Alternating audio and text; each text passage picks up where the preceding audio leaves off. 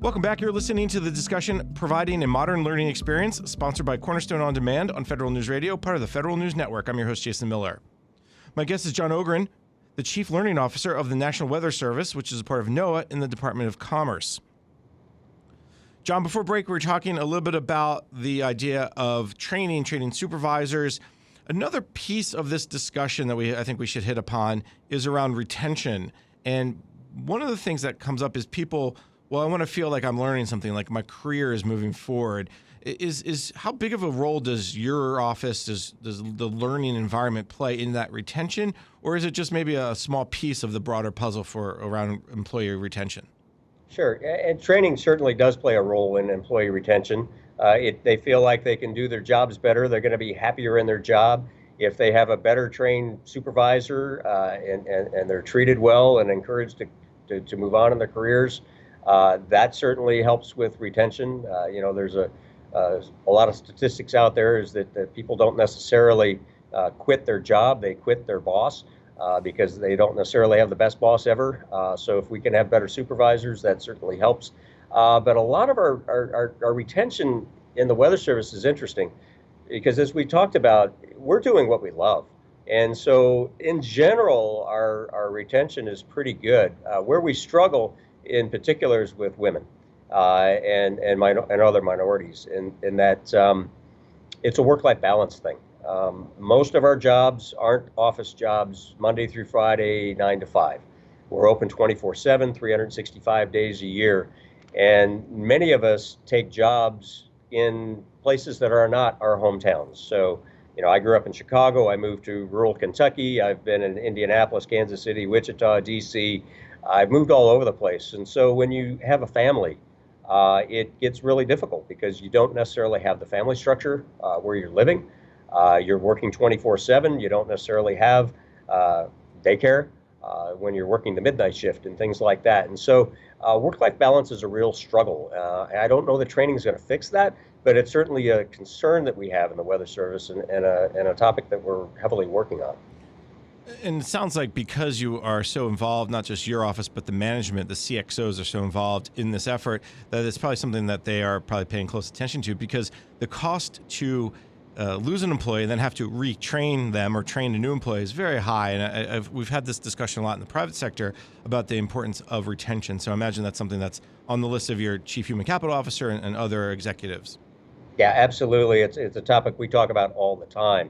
And how do we make it a better workplace? How do we make it a more accepting workplace? And, given the fact that we are shift workers and we do need to be open 24/7 because the weather doesn't stop, but how do we do this in a way that can be family friendly and employee friendly? And so it's a difficult puzzle to solve, but something that we're working on all the time. You mentioned training obviously plays a role, encouraged to have a career.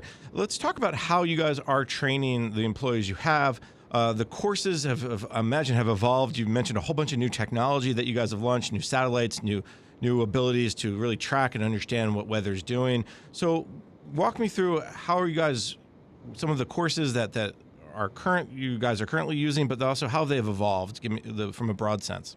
Sure. They've evolved a lot. I think back, I've been in federal government now close to 30 years. And, everything was in residence. So you had to learn how to, issue warnings and interpret radar data. You went to a month-long school. If you needed to learn how to do something else, you went to another school.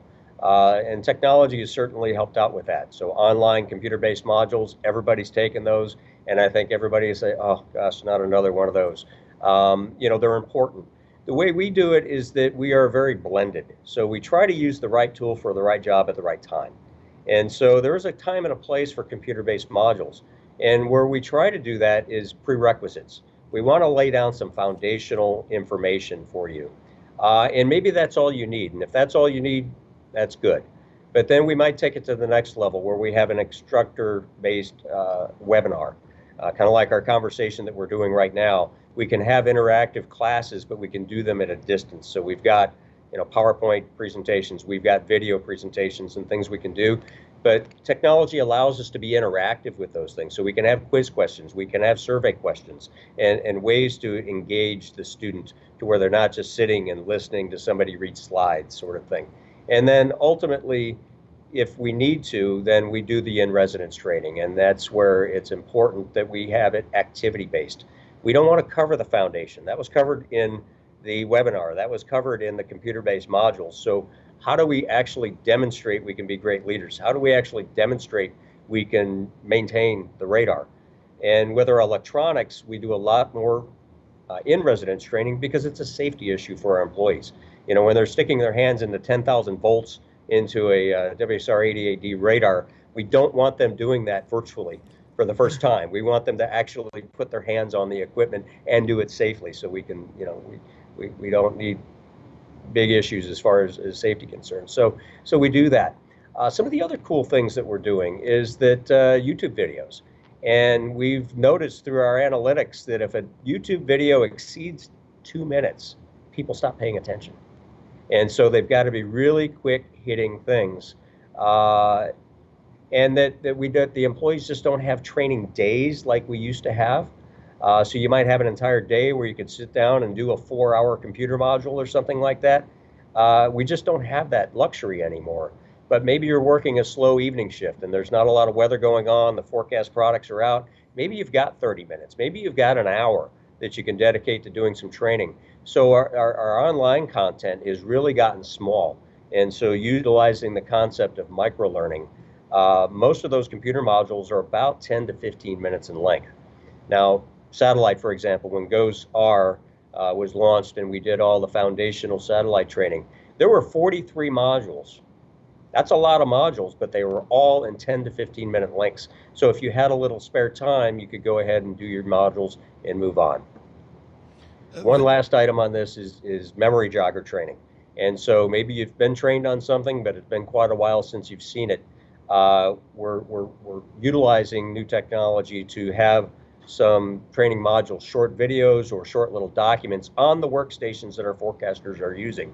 So if, for example, they're looking at satellite data and they're like, gosh, I haven't used this since last winter, they can do a simple right click, it pops up a user guide, and they're like, oh yeah, I remember how that works. So a lot of innovative ways to train people, but also help them remember what they've already forgotten. That's a fascinating statistic around YouTube. If it's more than 2 minutes, they're not going to watch or they're going to lose attention. Unfortunately, that's probably too much of our society with the quick videos. Have you thought about, Vines and the quick, the 10-second videos? That could be another, in 10 years, a pattern that we all can have to put up with. Yeah, absolutely. We've not done that. I did have the opportunity once to have coffee with the Starbucks CLO. I was hoping it was Starbucks. But at that point, I think they had the shortest training video in the world. I don't know if it's been broken, but apparently if you forgot as the barista how to put the perfect froth on a latte in 6 seconds on the cash register, you can remind yourself. That's awesome. Awesome. One of the things when you talk about the setting the foundation, and there's a time and a place for both online and in residence, I think a lot of agencies are looking at, well, everything should be online. We should move everything to a learning management system and a platform, and away from that in person. How do you find that balance? What have you guys done beyond the hands-on stuff with, as you mentioned, the radar? You don't want someone sticking their hands into a 10,000 volt system for the first time when they have to fix it. But when you're talking about more of the, if you will, softer skills or even some of the technology skills, how do you balance that in person versus online? And it takes a lot of analysis, to be honest, because the demand is there to use the learning management system. We have one. We are heavy users of that learning management system because it helps us track completions of training and things like that. But there's a time and a place for face-to-face as well. And so it comes down to a hard analysis. It comes down to what your budget is. And, distance learning is not cheap either. In fact, a distance learning computer-based module is going to cost more than an in-residence thing. And so it comes down to your audience size. If you have to train 30 or 50 people, it would actually be less expensive to bring them together in one room and do that training. If you're having to train thousands of people, then if you've got 3,000 completions of a training module, the cost per completion goes way down. So you're doing a cost benefit analysis, but you're also looking at what does the person really need. Do we need to have that? And we do our management training in person. They're new supervisors. Maybe they haven't had difficult conversations with employees in the past. We don't want to teach that off a PowerPoint slide and someone narrating. Yeah, we want to role play. We want to put them in scenarios and say, well, you've got a poor performer. You're going to bring that person into your office. Now let's have that conversation. And our instructors play devil advocate, or their other students play devil's advocate, and try to poke holes in it. And so you can calmly have that difficult conversation with somebody, and you've done it for real. And that's a better preparation for if and when the time comes that you have to have that conversation. I really liked the concept of that memory jogger training. If you haven't used something in a while, but you've used it before, kind of as a quick hitter, where did that come from? Did you guys think of that yourselves, or did you beg, borrow, steal it from somebody else? I don't know that I've had a unique idea ever in my life. So That's not true. I borrow from the best. Again, networking with other chief learning officers, certainly working with my predecessors. This position's new. Within 5 years to the Weather Service, but I said we have a rich history in doing training in the Weather Service. It's just the main difference is that we've been moved up the corporate ladder a little bit, and we've got a lot more support today than we had maybe 10 years ago. So it really goes back to networking and finding out what's going on in the private sector, finding out what's going on in other government agencies, even within NOAA and the Department of Commerce. We're learning all the time and identify those things that will work for us in our workforce. You talk about the courses and how some are online and some are in person. How do you guys go about developing those courses? Has that changed your approach over the years with different, technologies and different approaches? Yeah, absolutely. In the Weather Service, we're actually fairly large as far as training departments go, at least when I compare them to NOAA and Commerce, which is the ones I'm most familiar with. We've got about 60 federal employees nationwide between Silver Spring, here in Kansas City, Boulder, and Norman. But we also have around 20 Cooperative Institute staff through different universities that help us out with training. And the big shift has been, those folks, by and large, are subject matter experts. But we also have instructional designers on staff. And so they help us with the overall design of the course to where it promotes adult learning. And then we utilize our instructors as the subject matter experts because many of them have already worked in the field as electronics technicians or meteorologists or hydrologists or whatever the case may be. So it's a real blend, but the way we stay modern is to have those instructional designers that we work with because they're really staying on the cutting edge of what's working and what's not working in the training world. And this also leads us down the path of the field offices because at the same time, you can do a lot of work at the headquarters and you can do training, but sometimes a certain part of the country needs a specific type of training, I imagine, from a weather forecasting, from a different technologies. If you're in the Tornado Alley versus you're in the mudslides and rainstorms and snowstorms. Talk about the field offices and how you kind of bring them into this development, this strategy of training. Yeah, absolutely. And that's the magic in the sauce, if you will. I had mentioned we have 122 forecast offices. We have 9 national centers. Every one of those offices has a science and operations officer. And that person in those offices is kind of that local training expert, that local training point of contact. And so while we develop the nationwide training, that those people out there can really tailor it to their local office. So, the training needs for Key West, Florida are different than Duluth, Minnesota, for instance. Certainly preparing for hurricanes versus winter storms and blizzards and things like that. So we work very closely with those field offices to collect those needs and the regional offices to collect those needs. And then we try to find that balance. And this is the hard part, is trying to find that balance between what are the field needs? What do they really need to do their jobs day to day? And balance that with national initiatives like Weather Ready Nation and Evolve, where we're trying to institute impact-based decision support services, where we're trying to institute a culture that is flexible and adaptable and trying to serve the customer better, not just being a scientist, but being that communicator. So it's an interesting puzzle, but it's something that's overall working fairly well. Are you meeting with those science and operations officers weekly, monthly to talk training, to talk through kind of, hey, there's a good idea in Duluth that maybe Key West could use? Yeah, absolutely. Yeah, we meet every other week, every other Thursday, so it's coming up tomorrow. We're meeting with those regional representatives who represent those field offices. So we're giving them updates every 2 weeks to let them know what we're working on and also to listen to them to see what their needs are.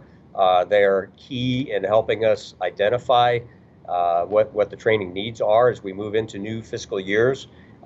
Just about to go to our annual operating plan meeting for the National Weather Service headquarters coming up here at the end of July. And so I can bring that information to the table and identify what those needs are, what the costs may be, so we can try to work it out within the budget.